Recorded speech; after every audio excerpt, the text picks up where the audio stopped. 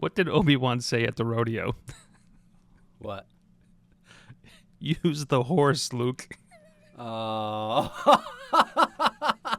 Hey, what do Gungans put things in? What? Jar Jars.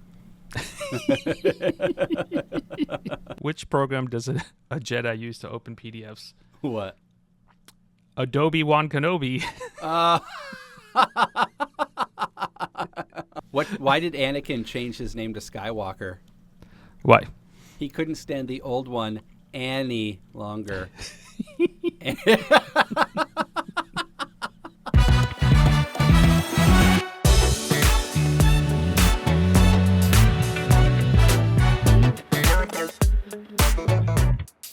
Welcome to the Geeky A Go-Go podcast, a show where we talk about all things geeky. Movies, TV shows, tech, comic books, cosplay, and more. If it has something to do with being a geek, we'll talk about it here. My name is Anthony Pizzuto. Let's get this party started.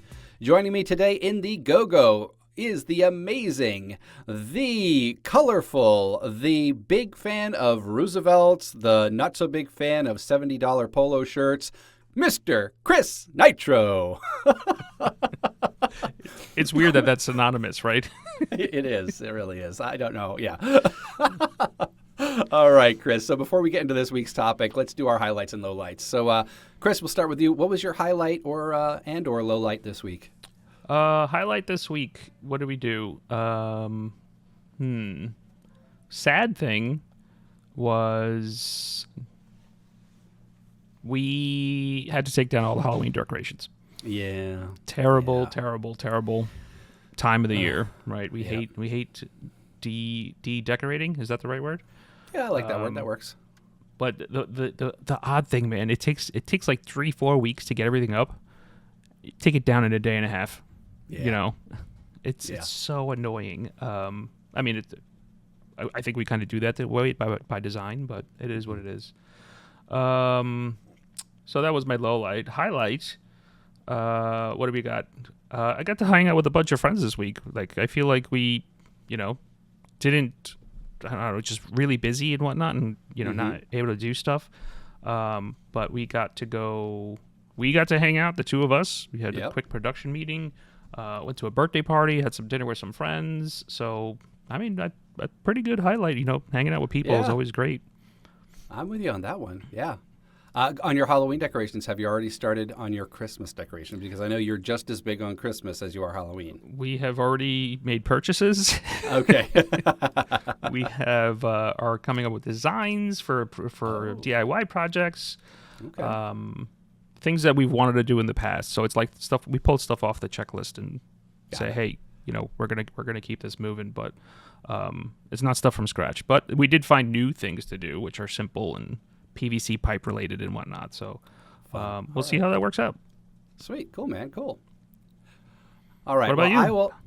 I will start with my low light to end on a highlight. That's our wave. My low light is audiobook woes.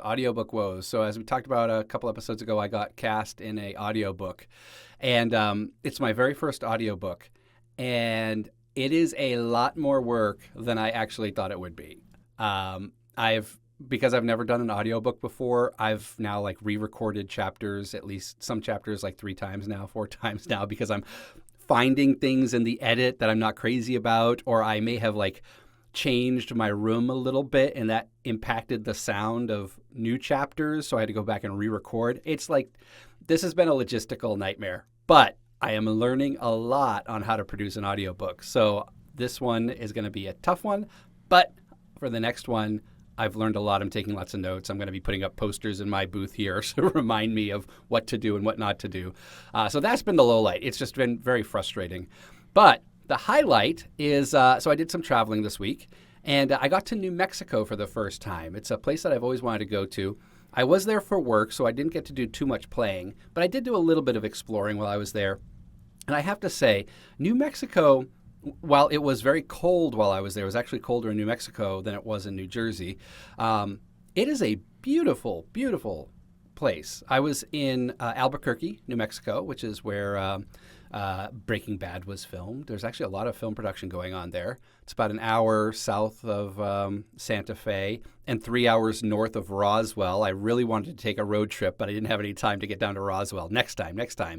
But the place it's beautiful, lots of great art, but the food was spectacular. Like there's specifically New Mexican cuisine, and they're all about red chilies and green chilies, and it's very flavorful, a little bit of heat to it, really good. So I can't wait to get back there. So that was my highlight, getting to a place on my travel list that I haven't been to yet.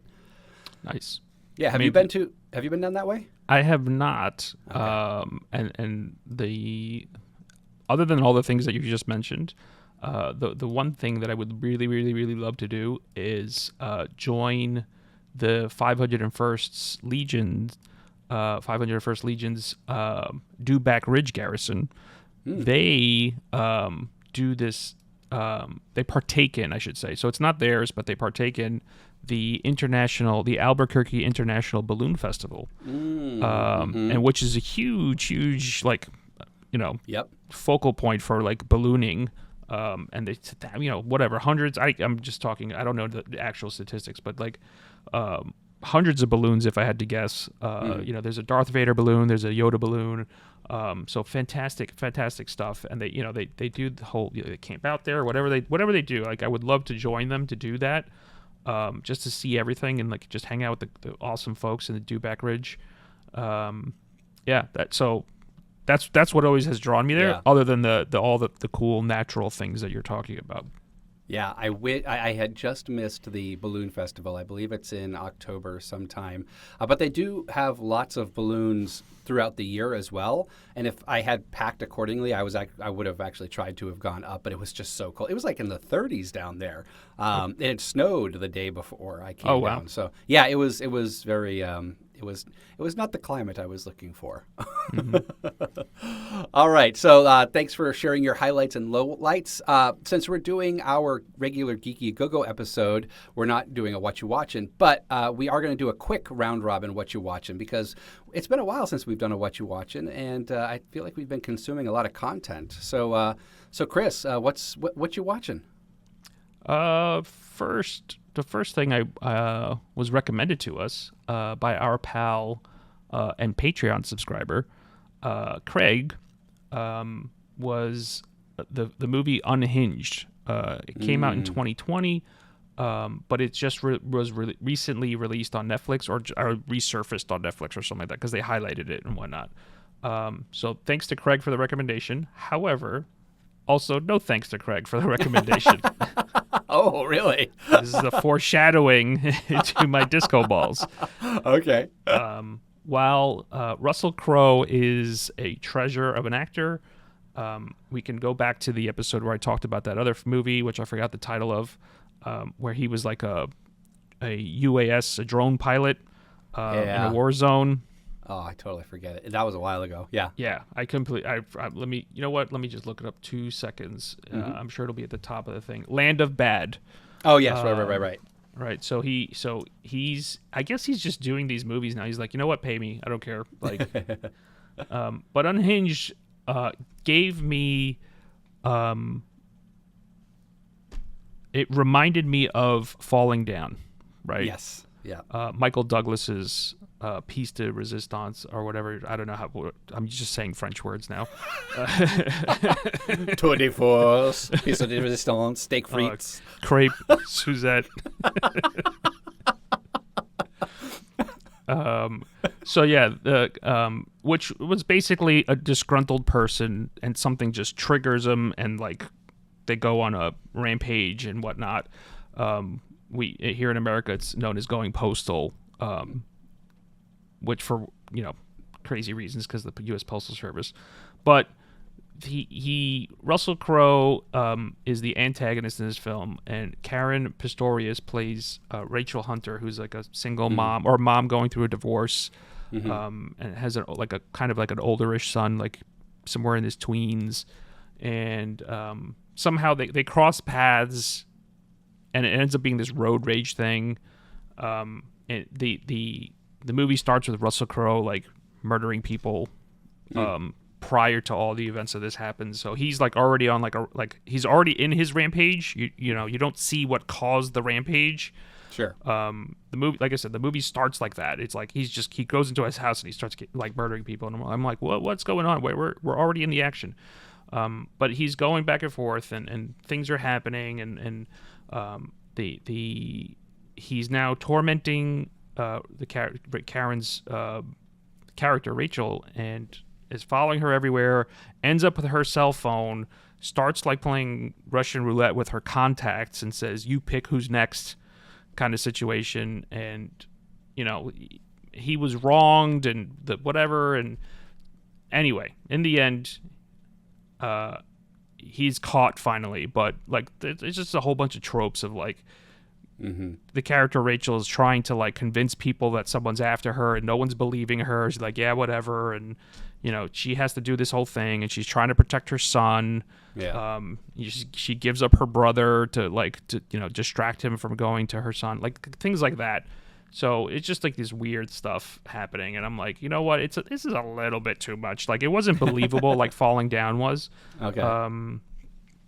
I can understand it. It definitely had this message of like, hey, just be nice to each other, right? You don't need to go into full road rage. Sure. Like we see nowadays. Like, I mean, we see these videos all the time everywhere.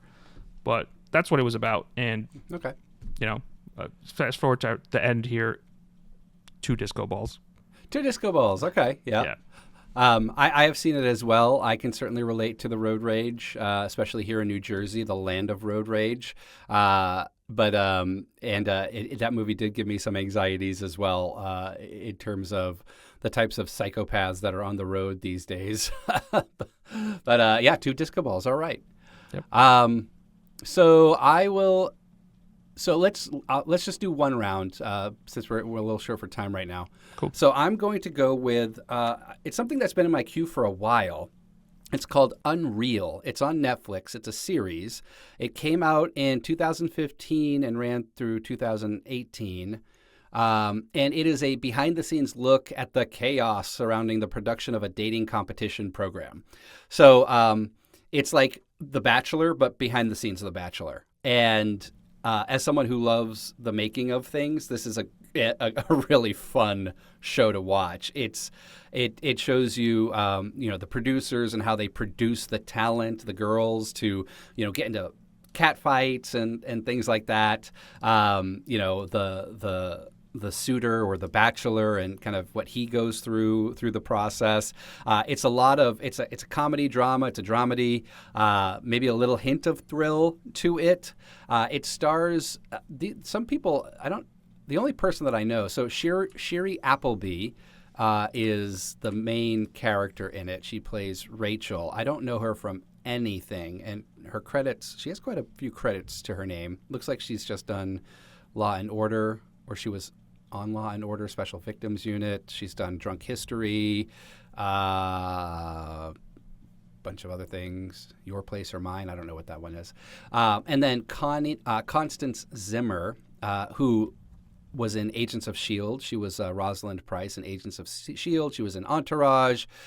She was in Harlan Coben's Shelter, House of Cards. She played Janine Skorsky in House of Cards. So you'll recognize some people in it. But Constance Zimmer plays the executive producer. Shiri Appleby plays the one of her producers. And it's just a fun, mindless watch. If you're a fan of like The Bachelor or The Bachelorette, I think you'll appreciate this perspective to it. There is, like I said, comedy. There's drama to it. I've found it to be very bingeable. I'm now on the 2nd season. I think there's 3 or 4 seasons of it. Very easy watch, and it's kept me captivated. I'm going to give it 3.5 disco balls for this one. It's not the greatest thing I've ever seen, but I am finding it entertaining, and it's keeping me captivated. Is it a reality show, or it's not a reality? It's a drama. It's a regular scripted show, but it takes place in the universe of a reality show. Okay. And so you kind of get a view as to like what it looks like from a fictional perspective to produce a reality show. And as someone who's watched, so my wife has dragged me into the Bachelorette universe. We've watched a few seasons of it, over the years. It's entertaining to say the least. And you hear about the drama behind the scenes. And so this just kind of capitalizes on the drama behind the scenes. So yeah, I'm thoroughly enjoying it. Cool. Yeah. All right. So that's our What You Watching this week. So let's get into this week's. Let me try that again. I guess I didn't do my vocal warm-ups enough. Unique New York. Okay. All right. I'm just going to leave all that in. I'm going to leave it all in. I'm not even going to listen to this episode. I'm just going to export it and upload it. All right. Let's get into this week's topic, which is our wish list for a new Star Wars trilogy. Last week it was announced, leaked, something, I don't know, that Simon Kinberg, who is best known for producing movies like Deadpool and Wolverine, many of the X-Men films, the Kenneth Branagh Agatha Christie series, Star Wars Rebels, and so many more, has been tapped to develop a new Star Wars trilogy. Now, details are weak at best at the moment, with even some Lucasfilm insiders questioning how this even got out in the public realm of knowledge, since it's in such the highest levels of development, it's practically a nothing burger right now. But, as you can imagine, the internet is abuzz. Deadline Hollywood reporter Mike Fleming Jr., who broke the news, says that, "I heard this will comprise episodes 10 through 12 of the Skywalker Saga. Insiders disputed my intel that Kinberg will continue that storyline, saying this instead will begin a new saga and sit alongside percolating Star Wars projects with James Mangold, Charmin Obaid-Chinoy, Taika Waititi, and Donald Glover." So unfortunately, Fleming doesn't share who his sources are. Adding to the confusion, Variety shared this new trilogy will take place after the most recent batch of sequels, but will include all new characters. As per the usual, Lucasfilm and Disney are staying mum. So, after the fan base dividing sequel trilogy, Chris and I decided to share our wish list items for a new Star Wars trilogy. So buckle up as we're about to jump into hyperspace. All right, Nitro, let's start with you. Now, but before we dive in, initial thoughts on this news in general. Thoughts on why it was leaked out so early in the process. Thoughts on Simon Kinberg. He does have some Star Wars history as a writer and producer on Rebels under Dave Filoni. But what are your thoughts about this news in general before we dive into the wish list? I think we're in a Star Wars lull right now. Being that there's nothing on TV, there's nothing. There's no like new news of Star Wars coming out other than the stuff that's like either in development or about to air. The most recent being is Skeleton Crew, which is coming out in less than 3 weeks, and then to be followed by Andor, which I think was announced yesterday. Yeah. Andor's coming out right after Celebration, right? April 22nd or something like that. I think the last day of Celebration is April 20th.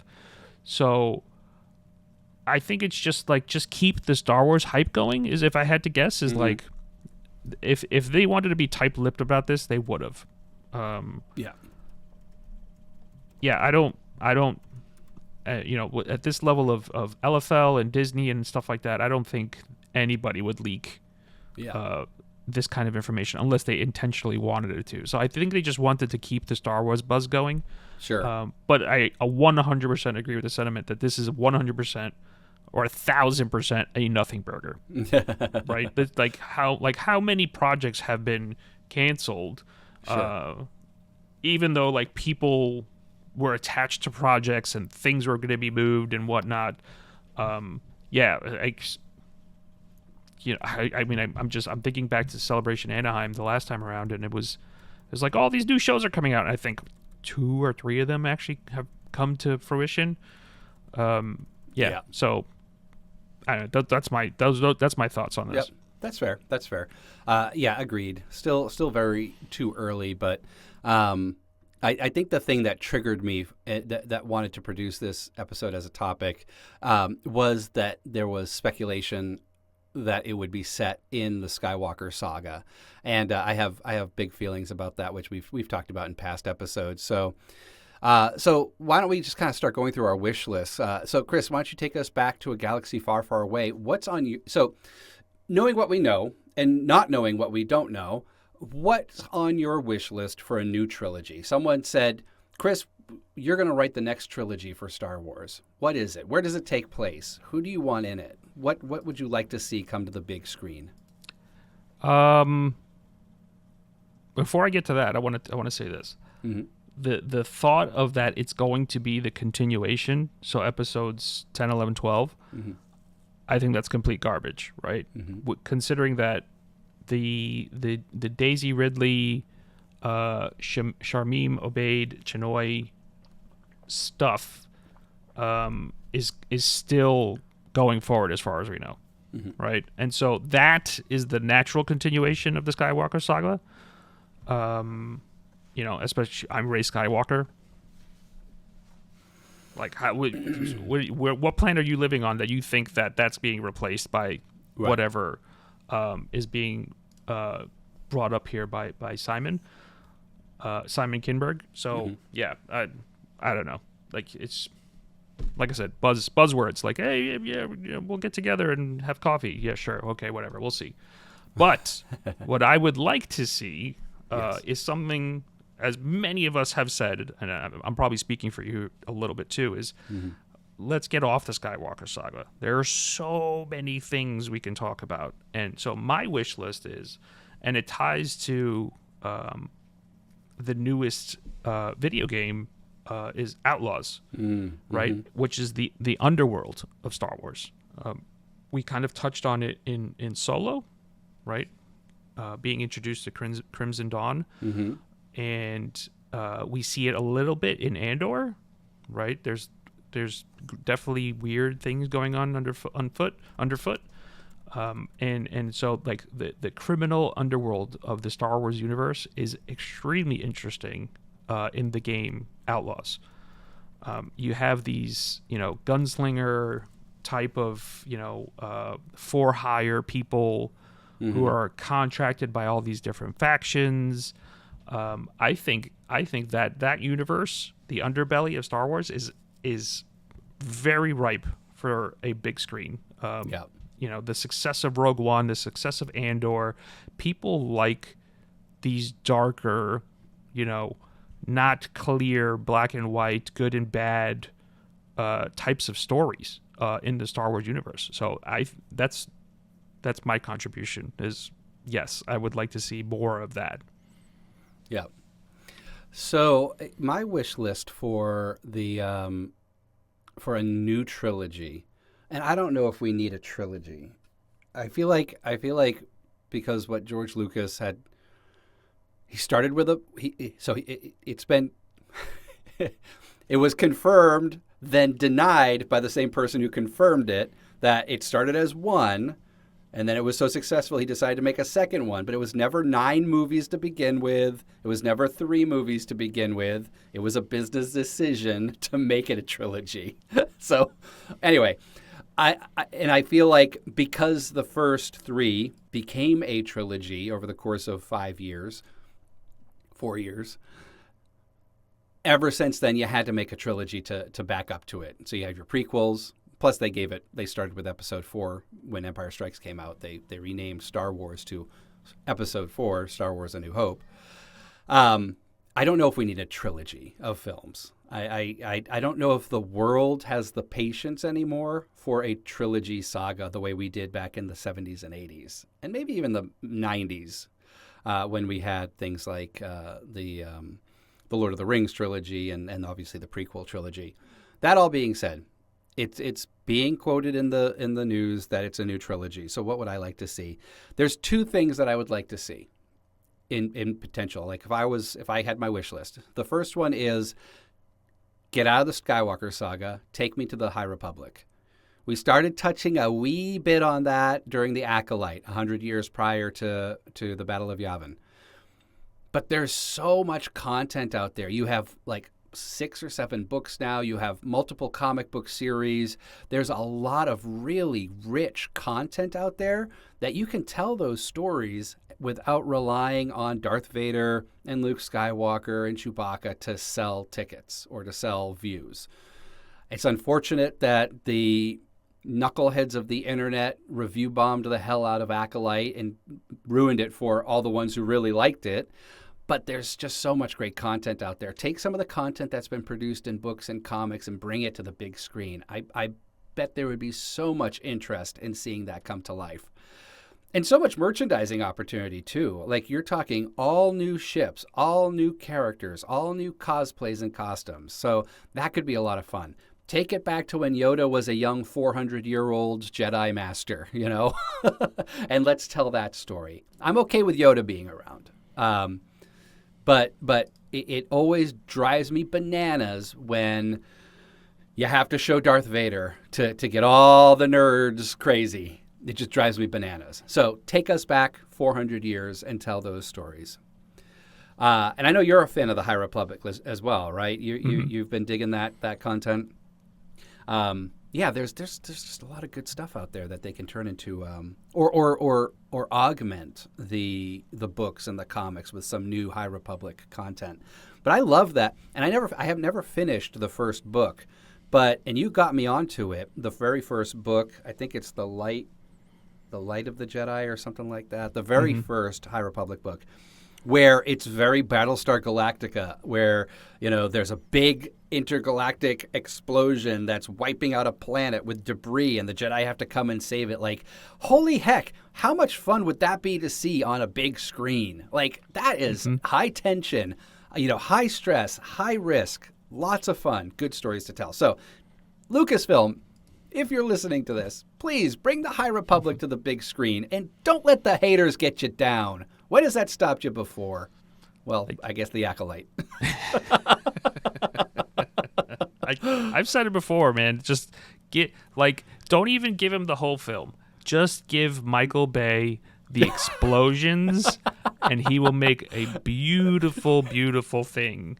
Okay, there you go. That portion of that very first book, I'm like, what? I want to see this. Like, my imagination isn't doing this justice. Like, I would I want to see how it should look.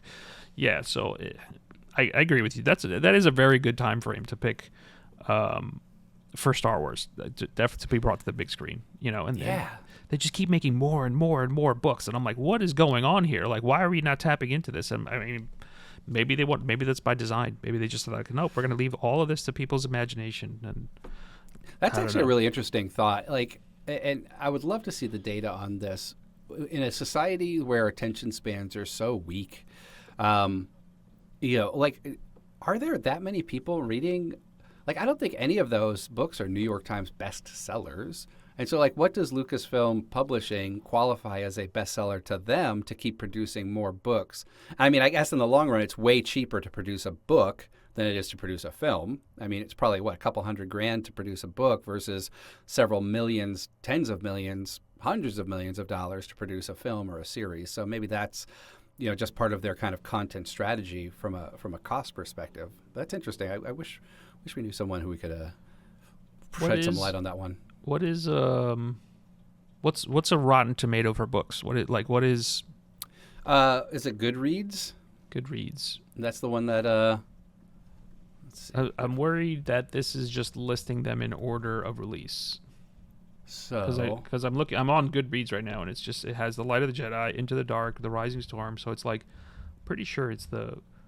But they don't have ratings next to them? They do. The Light of the Jedi has a 3.93 out of 5.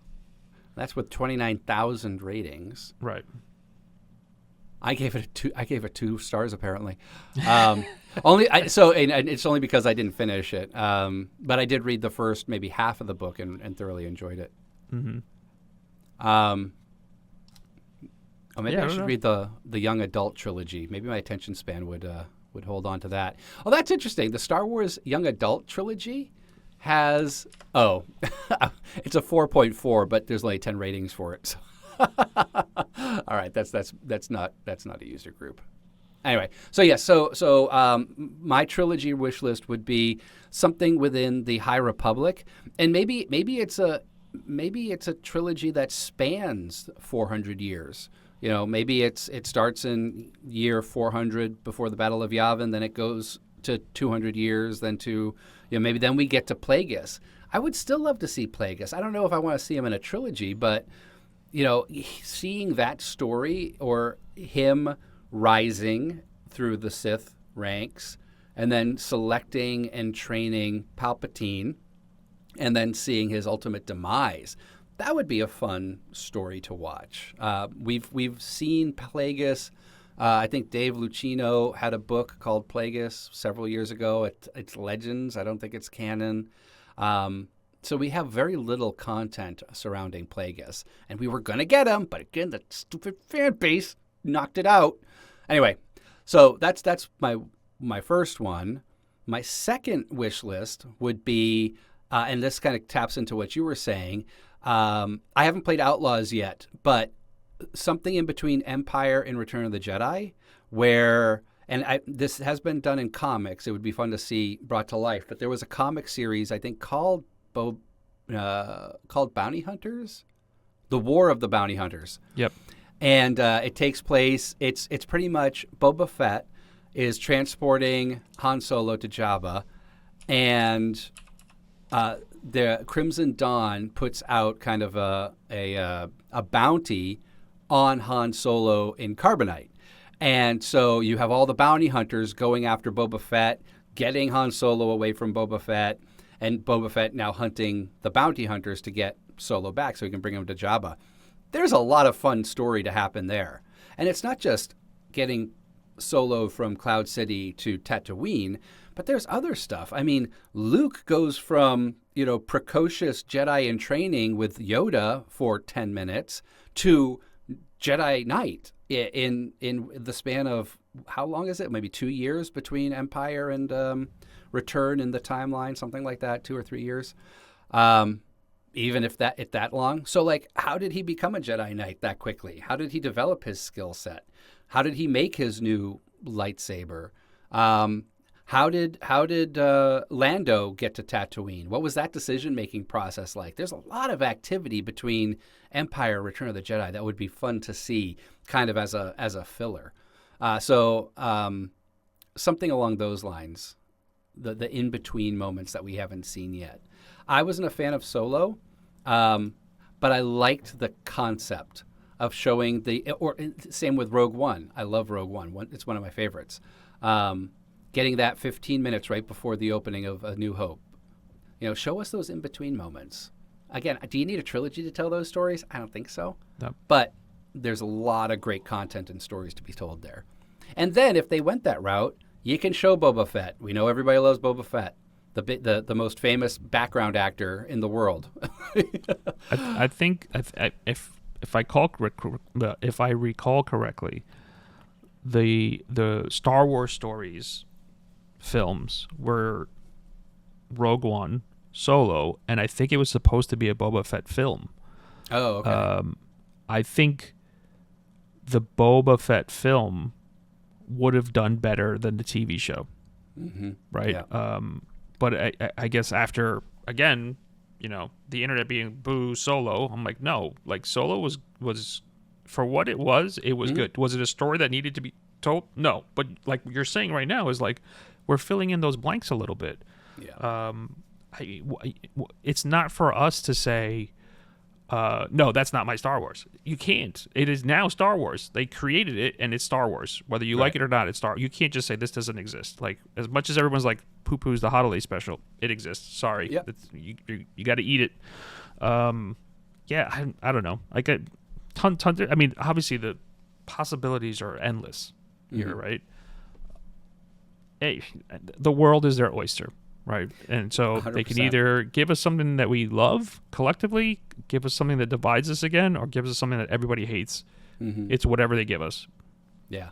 And I mean, to be honest with you, the safest bet to avoid divisiveness is to start telling stories without Luke, without Vader, so I'm wrong because that's a lie. Because Acolyte was a story that hadn't been told yet, and it bombed. So maybe they have to start producing things that don't have Star Wars in the title, or something. I don't know. This fan base is just it's unfortunately out of control. Yeah. So I guess you're damned if you do, you're damned if you don't. Right. Yeah. So, What- but those are my what- two wish list things that I'd love to see in a new series, a trilogy series. One thing I'm questioning about your time frame choice is that, and we don't know this, right? We don't know this at all. But when does the species that Yoda and Grogu and Yaddle are a part of, when do they go through adolescence? And so, That's a good question. do you want to see what they did with Groot, and you have this like punk teenager, like here's the force, man. Like, could you imagine Yoda or Grogu not disciplined and be like, go away, like slamming doors with the force?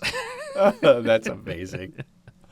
So it looks like Yoda was a youngling in the Jedi Order and joined as a young person who was attuned to the Force. Yoda's species ages slowly for the first 50 years of life, and members typically reach maturity around their 100th year.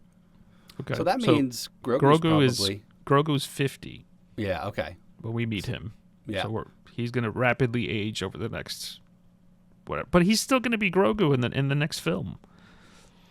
But he might just be a little bit bigger. He's going through he's through Yoda puberty. He's going to fill in his chainmail a little bit better. Exactly. Yeah. He's probably going to start growing a little bit hair on his shoulders and Yoda was considered middle-aged at the age of 514. That's very specific. Cool. All right. Any other wish list items? No, just fans, shut up. Okay? Don't call yourself fans if you're going to go and destroy things for other people. That is a great public service announcement. Agreed 1,000%. Thank you, Chris. All right. So, folks, what's on your Star Wars trilogy wish list? What do you think of this news? Is it a nothing burger? Are we going to get a new trilogy? And if so, where do you want to see that trilogy take place? Long time ago, in the future, maybe there's a trilogy after Return of the Jedi. Let's see how the New Republic is being formed. But let us know your thoughts at mailbag@geekyagogo.com, and we'll talk about it in a future episode. Well, that's our show for today. Do you want more Geeky A Go-Go? Well, make sure you're following us on all the socials at Geeky A Go-Go. Want cool stuff? Want to connect with us on a higher level, like on our Discord server? Or get additional content from today's episodes at our members-only after party? Well, head on over to patreon.com/geekyagogo and support the show. You'll get awesome swag and other perks. If you haven't done so already, make sure you're following the show on your favorite podcast platform and leave us a review. Thank you so much for listening, and you stay geeky, Internet. Bye. Bye. Eric, we miss you. False. That is a lie.